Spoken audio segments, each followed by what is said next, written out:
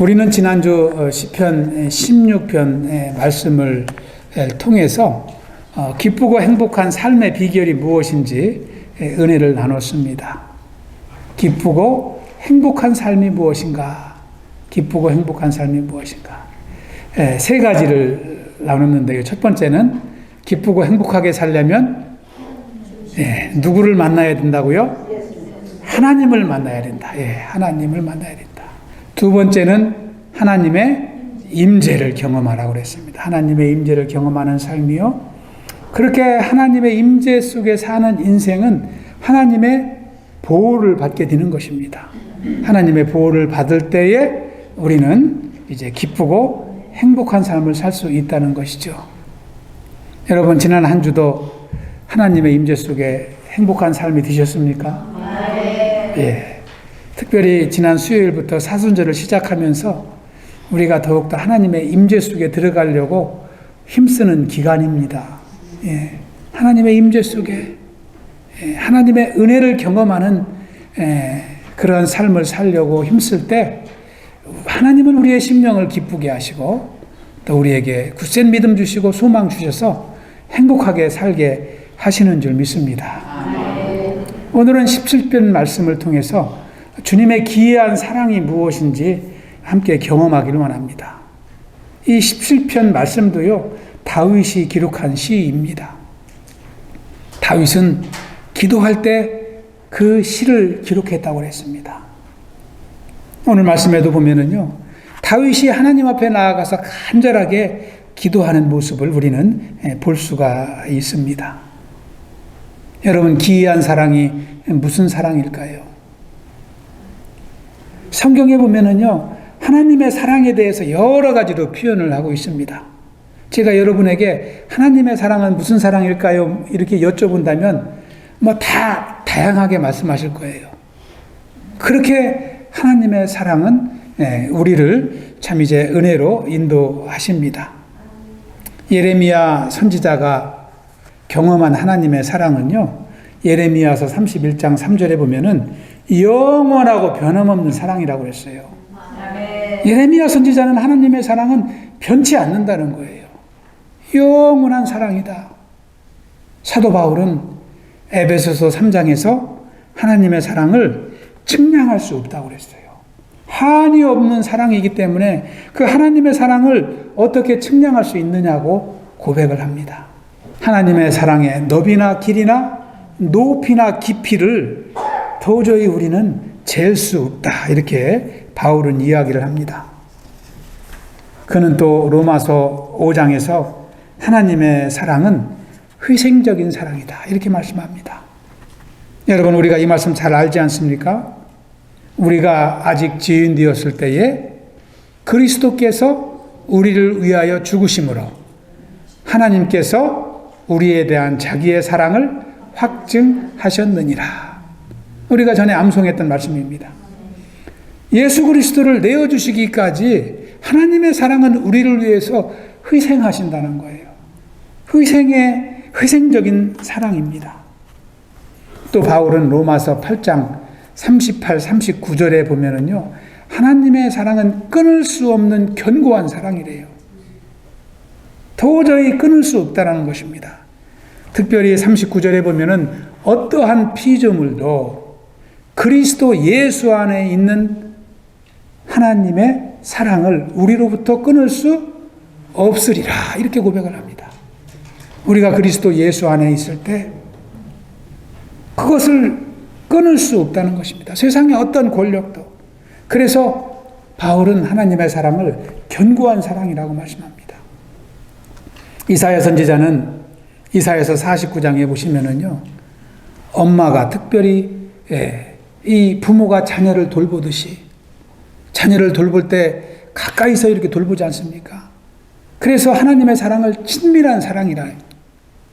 어머니가 아기를 돌보듯이 하나님은 우리를 그렇게 가까이에서 지키고 보호하신다는 것입니다. 여러분, 이러한 사랑을 경험하며 사십니까? 우리가 이 하나님의 사랑을 경험할 때 참 얼마나 감사함을 드릴 수 있습니까? 호세아 선지자는 하나님의 사랑은 조건이 없대요. 특별히 호세아서 11장에서 계속해서 반복해서 불순종하는 이스라엘 백성들을 하나님은 포기하지 아니하시고 끝까지 사랑하시거든요. 그러니까 하나님은 조건을 보지 않는다는 거예요. 불순종하는 이스라엘 백성들도 끝까지 찾아가시고 사랑하시기 때문이라는 것입니다. 이렇게 성경에 보면은요, 이 이외에도 하나님의 사랑을 여러 가지로 표현을 하고 있습니다. 하나님의 사랑은 일방적인 사랑입니다. 아가페 사랑입니다. 우리와 무관하게 우리에게 다가오시고 우리를 은혜로 구원해 주시고 그것이 바로 하나님의 사랑인 것입니다. 오늘 말씀에서 7절에서 다윗은 기이한 사랑이라고 하나님의 사랑을 표현하고 있습니다. 아까도 말씀드렸지만 wondrous love, amazing love 이렇게 말할 수 있는 거예요. 놀랍다는 것이죠. 우리 인간의 생각으로는 측정할 수 없다는 것입니다. 너무나 신기하기 때문에 신묘막측하기 때문에 하나님의 사랑을 우리가 어떻게 알 수 있느냐 이렇게 다윗은 말씀하는 것입니다. 이것은 다윗이 그렇게 기도의 삶 가운데 그 사랑을 경험하였기 때문에 이렇게 표현하는 거예요. 느껴보지 않고는 어떻게 고백할 수 있습니까? 신앙생활 가운데 그 하나님의 사랑을 알고 경험하고 이렇게 시로 노래하는 것입니다. 그러면 하나님의 기이한 사랑, 이 다윗이 경험한 사랑은 어떠한 사랑일까요? 또 누가 과연 그 사랑을 경험할 수 있을까요? 오늘 말씀을 통해서 우리는 누가 하나님의 사랑을 경험할 수 있는지 이제 발견할 수 있습니다. 첫째 1절을 보시면 다윗은 하나님께 자신의 정직함과 거짓되지 아니한 이 자신의 모습을 고백하고 있습니다. 우리 1절 말씀을 보면은요, 첫째로 주님의 기이한 사랑을 경험하는 사람은 정직한 자인 것을 알 수가 있어요. 정직하게 살 때 우리는 하나님의 사랑을 경험한다는 것입니다. 1절 한번 다시 읽어보겠습니다.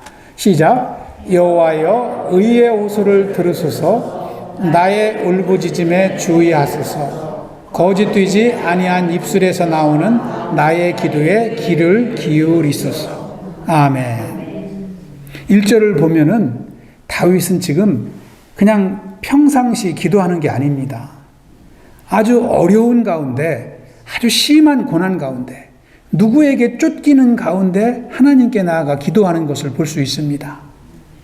여기 1절을 보시면은요, 들으소서 이렇게 말합니다. 여호와여 들으소서, 호소를 들으소서 그랬습니다.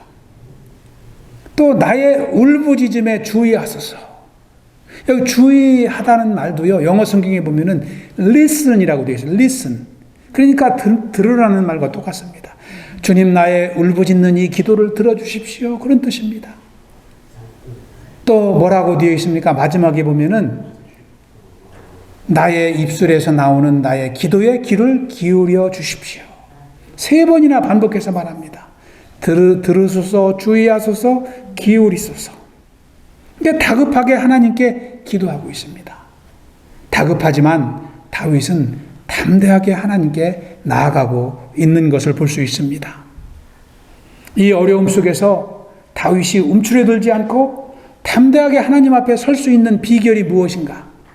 우리는 1절에서 그것을 찾아볼 수 있습니다. 가운데 보시면 거짓되지 아니한 입술에서 나오는 나의 기도 이렇게 말합니다. 거짓되지 아니한 입술에서 나오는 나의 기도. 다윗이 하나님 앞에서 이렇게 담대하게 고백할 수 있는 것은 자기는 하나님의 백성으로 정직하게 살았다는 것을 말씀하는 것입니다. 하나님 나는 거짓되지 않았습니다. 거짓이 있으면 하나님께 고백을 했습니다. 그러니 나의 정직한 마음을 주님 헤아려 주시고 나의 기도에 응답하여 주시옵소서. 그런 기도를 다윗은 드리고 있는 것입니다. 다윗도 우리가 알다시피 많은 허물이 있습니다. 하나님께서 그를 왕까지 올려주셨지만 그는 죄를 지었습니다. 그러나 그는 그 죄를 담고 살지 않았습니다. 선지자에 의해서 그 죄를 깨달았을 때는 하나님 앞에 나가 철저하게 고백한 것입니다. 그리고 정직한 삶을 살았던 것이죠. 여러분, 우리는 이 1절 말씀을 통해서 무엇을 알 수 있을까요? 우리도 어려울 때 하나님 앞에 담대하게 설 수 있는 능력은 어디서 옵니까? 그렇습니다. 정직한 우리의 신앙생활에서 온다는 거예요. 그래서 우리가 평소에 하나님 앞에 정직하게 서는 것, 거짓 없이 사는 것, 이것이 결국은 우리를 능력의 삶으로 인도하여 주신다는 것입니다. 사도 요한은 우리가 회개할 때마다 하나님은 용서의 사랑을 베풀어 주신다라고 고백을 합니다. 요한일서 1장 9절에 보시면 만일 우리가 우리 죄를 자백하면 그는 미쁘시고 의로우사 우리를 사하시며 우리를 모든 불의에서 깨끗하게 하실 것이요. 다윗은 죄와 허물을 용서받지 못한 사람은 하나님 앞에 설 수 없다는 것을 알았습니다. 그래서 그는 정직하게 살았고 하나님은 정직한 자의 기도를 응답하신다는 확신 가운데 살았던 것입니다. 잠언 말씀 15장 8절에도 보시면 악인의 제사는 여호와께서 미워하셔도 정직한 자의 기도는 그가 기뻐하시느니라. 다윗은 이 말씀 붙잡고 사는 거예요. 여기 보면은 악인의 제사라는 것은요, 악인의 재물을 말하는 것이죠. 제사는 곧 재물을 말하는 것입니다. 하나님은 정직하지 않은 재물을 기뻐하지 않으신다는 거예요. 우리가 예물을 드리지 않고 하나님 앞에 나아가 기도를 드려도 정직하게 드릴 때 하나님은 그 예배를 기뻐 받으신다라고 말씀하고 있는 것입니다. 이 정직이 중요한 것이죠. 하나님은 얼마나 하나님의 백성들에게 정직을 원하시면 이렇게 말씀하시겠습니까? 2절에서도 다윗은 이렇게 고백을 합니다. 주께서 나를 판단하시며 주의 눈으로 공평함을 살피소서. 정직하게 살았던 자기의 삶을 하나님 앞에 온전하게 드러내는 것이죠. 하나님, 나를 공정하게 살펴보시기 바랍니다. 그렇게 기도하고 있는 것입니다. 3절에도 보시면 주께서 자신을 밤에 철저히 조사하셨지만 아무런 흠이 없었다. 이렇게 다윗은 말합니다. 어떻게 보면 다윗은 교만한 것 같습니다. 그러나 이것은 교만한 것이 아니라 하나님이 우리에게 원하시는 삶이 무엇인지를 그는 알았기 때문에 고백하는 것입니다. 이것은 다시 말하면 다윗이 그 뒤에도 나와 있지만 내가 결심하고 입으로 범죄하지 아니하리라 하는 결단을 드리는 것이라고 할 수 있습니다. 여러분, 우리는 성경에 보면은요, 정직한 하나님의 백성들을 많이 볼 수 있습니다. 그런데 누구보다도 창세기에 나오는 요셉을 빼놓을 수가 없잖아요. 요셉은 험난한 세월을 살았지만 정직하게 살았습니다. 그는 한마디로 정직하기 때문에 하나님의 복을 누렸다. 이렇게 우리는 말할 수 있을 정도예요. 그는 야곱의 많은 아들 중에 이제 형들의 시기를 받고 종으로 팔려가게 됩니다. 애굽으로 팔려갑니다. 그래서 이제 애굽에서 보디발의 종으로 살지만 정직하게 삽니다. 보디발의 아내에게 유혹을 당하지만 하나님 앞에 정직하게 살아갑니다. 유혹을 뿌리치는 것이죠. 그 유혹을 뿌리침으로 인해서 억울하게 고소를 당하고 또 감옥에 들어갑니다. 감옥에서 요셉의 삶을 한마디로 말한다면 정직한 삶이었습니다. 그 정직한 요셉을 하나님은 감옥까지 따라가십니다. 그래서 요셉에게 지혜를 주시고 두 관원장의 꿈을 해석하게 하시고 또 나중에는 바로의 꿈까지 해석하게 하시고 그 정직한 요셉을 애굽의 총리로 세우지 않습니까? 이 정직함이 요셉을 인도한 것입니다. 요셉의 정직한 신앙이 하나님의 기이한 사랑을 누리게 한 것입니다. 우리도 세상을 살다 보면 크고 작은 어려움 속에 처하게 됩니다. 다윗과 같이, 요셉과 같이 힘든 일이 다가올 수도 있는 것입니다. 믿는다는 이유로 핍박을 받을 때가 있습니다.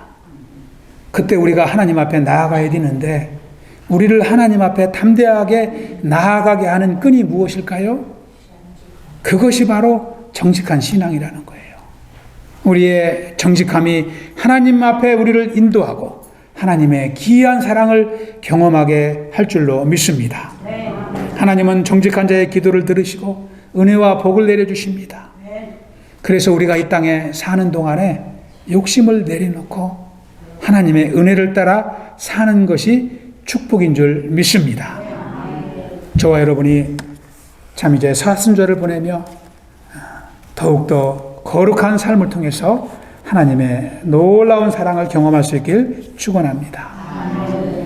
두 번째, 다윗을 통해서 우리가 깨닫는 것은 하나님은 순종하는 자에게 기이한 사랑을 베풀어 주신다는 것입니다.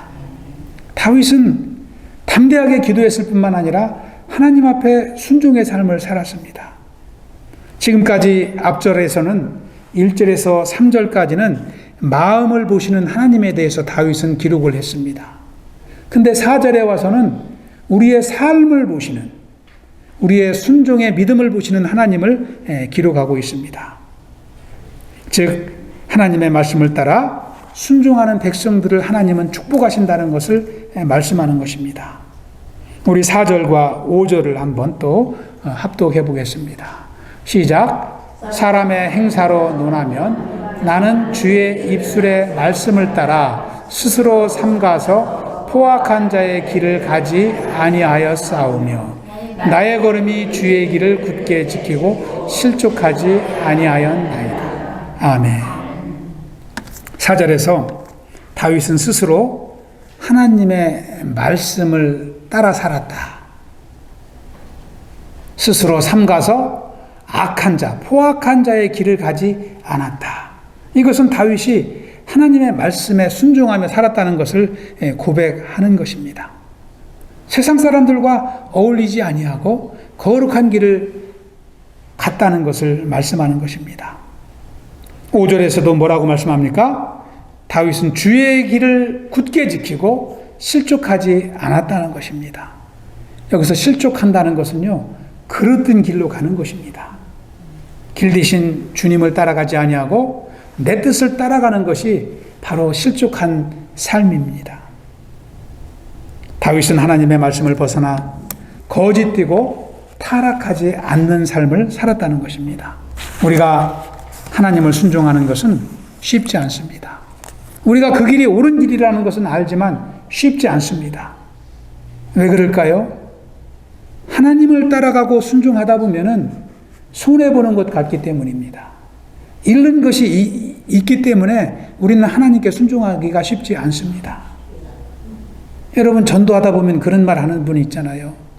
나는 교회 가면 무엇 못해서 싫어. 그런 분이 있잖아요. 그래서 그냥 내 마음대로 실컷 살다가 마지막에 죽기 얼마 전에 믿을래. 고백하면 구원 받는다며. 그런 분 실제 있습니다. 근데요, 죽는 때를 알 수 있어요? 죽는 때를 알 수 있습니까? 네. 모릅니다. 지금이 말세입니다. 내일 일을 알지 못하는 것이 인생입니다. 우리 권사님 아까 기도하실 때 그랬잖아요. 내일 일도 한치 앞을 알지 못하는 우리 인생을 하나님이 지키고 보호하신다.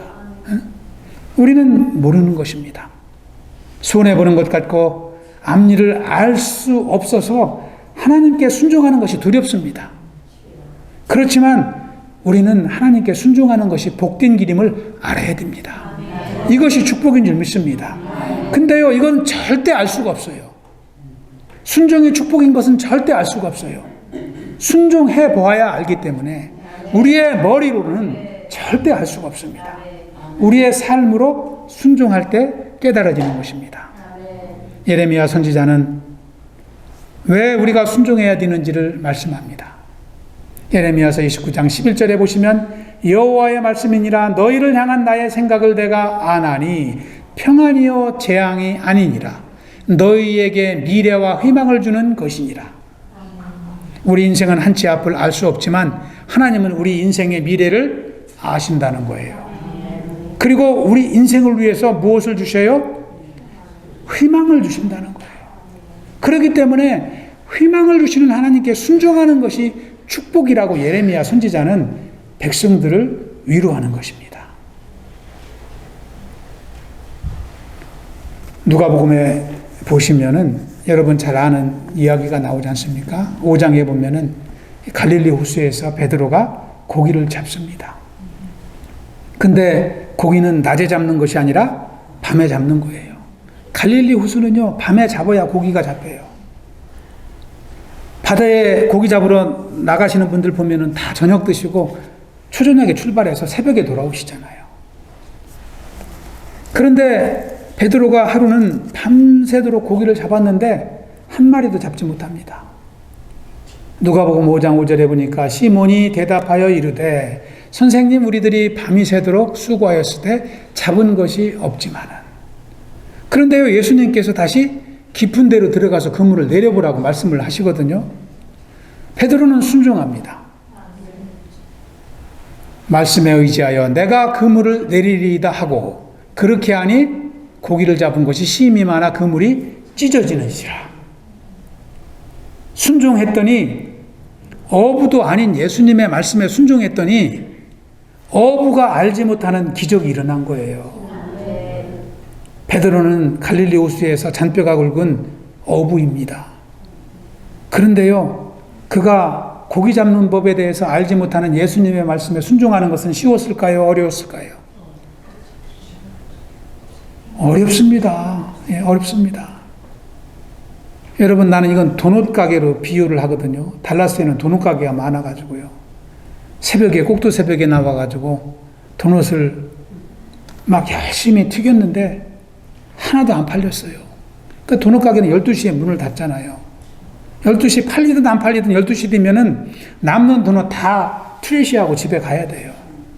그래서 또 초저녁에 이제 또 이 초저녁까지 잠을 자야지 또 새벽에 1시, 2시에 나오거든요. 그런데 뭐 목사님이 가가지고 신방 가가지고 도넛에 대해서 목사님은 모르잖아요. 형제님 지금 다시 도넛을 튀겨가지고 한번 팔아보십시오. 오후에 손님이 몰려올 것입니다. 그러면 그 베이커가 도넛 튀기겠어요? 안 튀기겠어요? 안 튀깁니다. 목사님 무슨 말씀이세요? 도넛 가게 12시에 문 닫는 거 여기 사시는 분들 다 아는데 무슨 12시에 다시 도넛 튀겨서 오픈하라고 말씀하십니까? 인간의 상식으로는 이게 말이 안 되는 거예요. 그런데 베드로는 순종했어요. 예수님의 말씀에 순종했어요. 그래서 기적을 경험한 것입니다. 우리도 이 믿음 가지고 순종해야 순종할 수 있다는 거예요. 내 상식과 경험과 지혜를 내려놓고 무조건 순종해야지 순종의 삶을 살 수 있는 것입니다. 뿐만 아니라 순종은 우리의 삶을 평안과 안전으로 이끌기 때문에 우리가 순종해야 된다는 것입니다. 잠언 말씀에 보면 그것을 기록하고 있습니다. 잠언 3장 5절 6절입니다. 우리 한번 천천히 읽어보겠습니다. 시작. 너는 마음을 다하여 여호와를 신뢰하고 내 명철을 의지하지 마. 너는 범사에 그를 인정하라. 그리하면 내 길을 지도하시리라. 아멘. 아멘. 주일학교 시간에 우리가 예수 믿기 전과 예수 믿은 후에 삶이 무엇이 달라졌습니까? 이렇게 물었더니 한 권사님이 그러시더라고요. 예수 믿은 뒤에는 날마다 죽어야 됩니다. 그러시더라고요. 날마다 죽어야 된대. 믿지 않는 사람들이 보면은 왜 그렇게 힘들게 살아 그럴지도 몰라요. 근데 믿는 사람들은 이 말이 무엇인지 알지요. 죽을 때 은혜가 임한다는 걸 알지요. 여기서도 보면은 잠언 기자는 그걸 말씀하고 있는 것입니다. 마음을 다하여 여호와를 신뢰하고 내 명철을 의지하지 말라는 것이죠. 이게 그 말 아닙니까? 내 지혜를 이제 내려놓는다는 것이죠. 이것이 죽는 것입니다. 하나님께 순종할 때 우리는 하나님께 더욱더 가까이 나아갑니다. 하나님의 사랑을 느끼게 되는 것이죠. 하나님과 펠로십, 교제를 나누게 되는 것입니다. 그리고 하나님을 의지하는 삶을 살게 되는 것입니다. 그러므로 하나님께 순종하는 것은요, 손해보는 것 같지만 손해보는 것이 아니라 축복을 받는 것인 줄 믿습니다. 여러분 중에도 하나님을 순종하기에 힘든 분이 계십니까? 하나님을 순종하면 손해보는 것 같습니까? 내 것을 잃는 것 같습니까? 내 인생길이 두렵습니까? 그러나 하나님은 순종을 통해서 축복을 주신다는 거예요. 다른 길은 없습니다. 다른 길은 없습니다. 순종할 때 그 인생을 축복하시고 하나님의 살아계심을 경험케 하는 것입니다. 우리를 위해서 독생자까지 허락하신 하나님을 믿는다면 우리는 그 한 가지로도 순종할 수 있는 줄 믿습니다. 순종할 때마다 하나님을 하나씩 하나씩 알아가게 되는 것입니다. 다윗이 5절에서 고백한 것과 같이 우리가 주의 길을 지키며 실족하지 아니하고 딴 길로 가지 아니하고 믿음으로 순종할 때 우리는 하나님의 기이한 놀라운 사랑을 경험하게 될 것입니다. 세 번째로 하나님은 믿음 있는 자에게 기이한 사랑을 베풀어 주십니다. 믿음 있는 자에게. 6절에 보시면 다윗은 다시 하나님께 부르짖습니다. 하나님이여 내게 응답하시겠으므로 내가 불렀사오니 내게 귀를 기울여 내 말을 들으소서. 이 말씀을요 반복해서 읽어보면은 참 너무나 놀랍습니다. 하나님이여 내게 응답하시겠으므로 내가 불렀사오니. 다시 말하면 다윗은 확신 가운데 기도하는 것입니다. 믿음으로 기도하는 것입니다. 하나님이 응답하실 것을 믿고 하나님께 기도한다라고 기록하고 있습니다. 그러니 나에게 귀를 기울여 나의 기도를 들어 주십시오. 믿음으로 기도하는 다윗의 모습을 보게 되는 것입니다. 다윗은 하나님의 사랑을 의심하지 않았습니다. 하나님의 사랑을 의심하지 않고 하나님께 나아간 것입니다. 자신의 고난에서 건져주실 것을 믿은 것입니다. 7절을 보면은 더욱더 확신하고 있습니다. 우리 7절 한번 또 천천히 읽어보겠습니다. 시작. 주께 피하는 자들은 그 일어나 치는 자들에게서 오른손으로 구원하시는 주여 주의 기이한 사랑을 나타내소서. 아멘. 주님을 뭐라고 불러요? 오른손으로 구원하시는 주님 이렇게 부릅니다. 오른손으로 구원하시는 주님. 오른손으로 구원하신다는 것은요 강한 능력으로 구원하신다는 것입니다. 오른팔은 능력을 상징한다고 그랬습니다. 자신은 지금 일어나 치는 자들에게 쫓기는 가운데 있지만 그렇게 힘든 가운데 있지만 주님은 나를 구원하시는 주님이라는 거예요. 그렇게 확신하고 하나님께 나아가고 있는 것입니다. 얼마나 담대한 믿음입니까? 우리도 주님께 피할 때 하나님의 사랑을 경험하는 줄 믿습니다.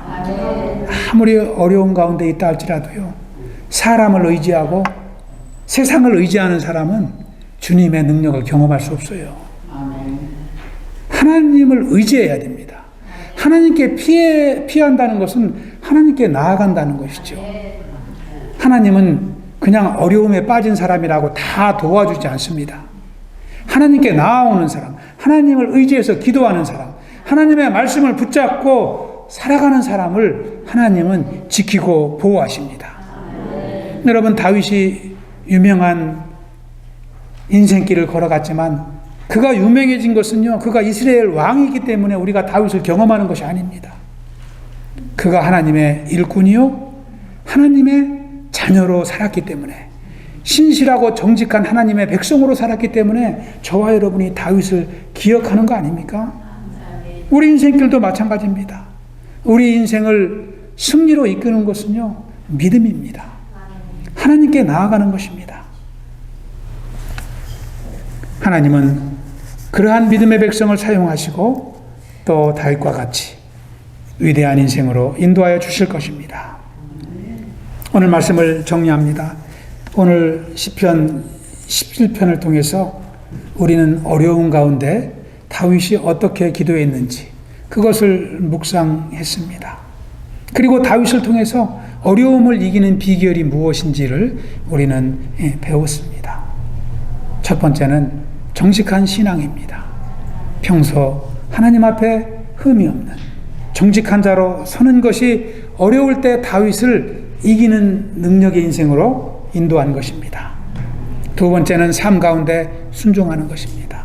순종을 통해서 하나님을 알아가는 것이 결국은 하나님의 능력을 덧입는 길임을 이제 배웠습니다. 마지막으로 믿음 있는 것입니다. 믿음을 가지고 하나님과 동행하는 삶이 우리를 인도한다는 것을 이제 깨달았습니다. 여러분, 저와 여러분이 이 세 가지 중에서 부족한 것이 무엇입니까? 우리는 그것을 놓고 기도해야 될 것입니다. 우리가 이것을 놓고 기도할 때 하나님은 놀라운 사랑으로 우리에게 역사하여 주실 것입니다. 하나님의 기이한 사랑을 경험하게 할 것입니다. 저와 여러분이 참 다윗과 같이 정직한 인생이요, 순종하는 삶이요, 또 이제 믿음의 삶을 통해서 하나님의 사랑을 누리며 또 나누는 복된 인생이 되시길 축원합니다.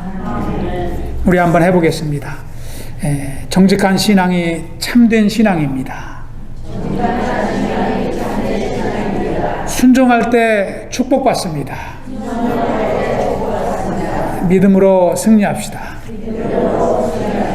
한 주간 또 우리가 기도할 때 여러분 시편 17편 말씀을 묵상하면서 하나님 다윗과 같은 길을 걸어가도록 인도하여 주시옵소서.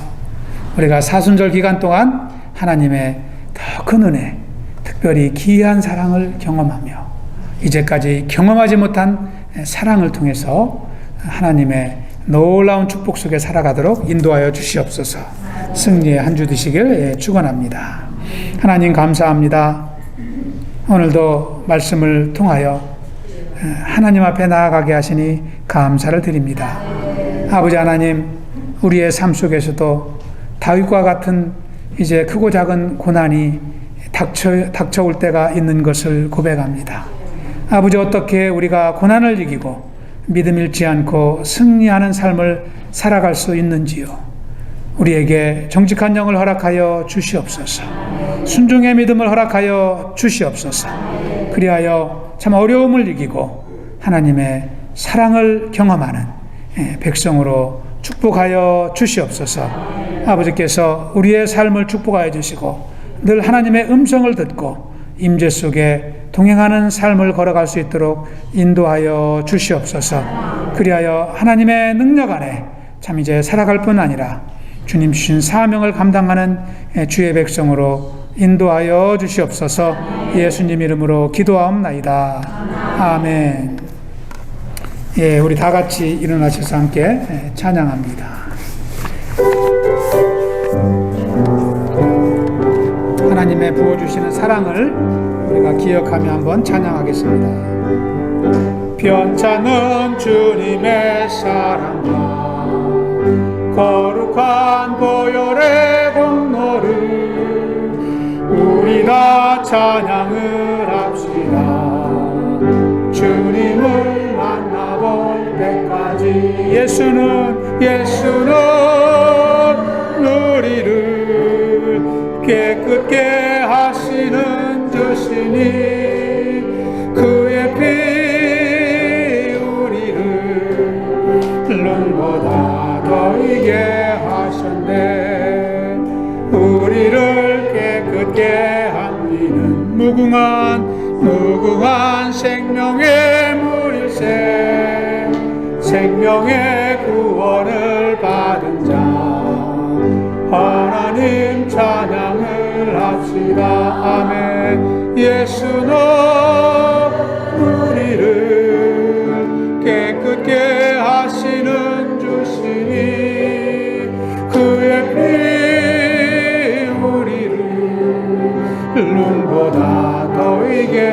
하셨네.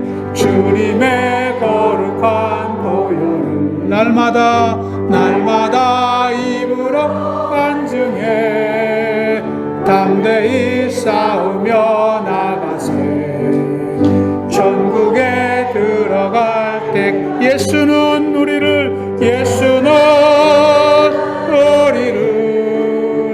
깨끗게 하시는 주시니 아멘. 그의 피 우리를 눈보다 더이게 하셨네.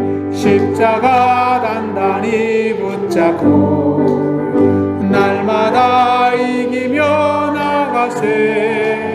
머리에 면류관 쓰고서 주 앞에 찬양할 때까지 예수는 우리를 깨끗게 하시는 주시니 그의 피 우리를 눈보다 더이게 십자가 단단히 붙잡고 날마다 이기며 나가세. 머리에 면류관 쓰고서 주 앞에 찬양할 때까지 예수는 우리를 깨끗게 하시는 주시니 그의 피 우리를 눈보다 더이게 하셨네. 우리 목소리로만 한번 해보겠습니다. 예수는 우리를 깨끗게 하시는 주시니 그의 피 우리를 눈보다 더이게 하셨네. 예수는 우리를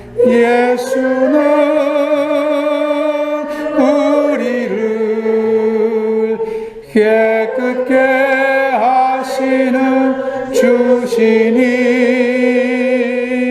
그의 피 우리를 눈보다 더이게 하셨네. 우리 한 번 더 고백합니다. 예수는 우리를 깨끗게 하시는 주시니 그의 피 우리를